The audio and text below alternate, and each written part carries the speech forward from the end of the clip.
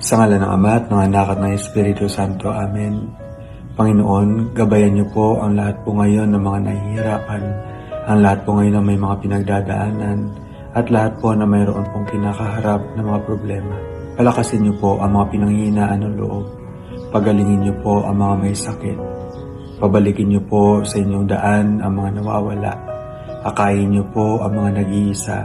Samahan niyo po ang mga nalulungkot at mga nagdurusa. Panginoon, sa kung ano pa man po ang aming mga pinagdadaanan, hindi po kami bumibitaw sa inyo pong pagmamahal sa amin. Ipagpatawad niyo rin po ang aming mga pagtataksil sa inyo. Ipagpatawad niyo rin po kapag kadalasan po kami ay nagiging makasarili. Ipagpatawad niyo rin po kung hindi po namin naiisip ang mga maraming pagkakataon na kayo po ay aming nasasaktan.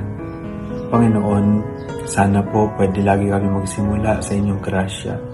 Sana po turuan niyo po kami lagi na magsimula sa inyong pong pagmamahal sa amin. Alam niyo po ang lahat-lahat sa amin, Panginoon, at alam niyo rin po kung gaano namin kayo kamahal.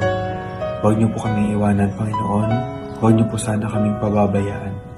Ang lahat po ng aming mga panalangin ay sinusuko po namin sa inyo dahil kayo po ang nakakaalam ng lahat ng makakabuti sa amin. Ito po ang aming dalangin. Amen. Sa ngalan ng Ama, ng Anak, ng Espiritu Santo. Amen.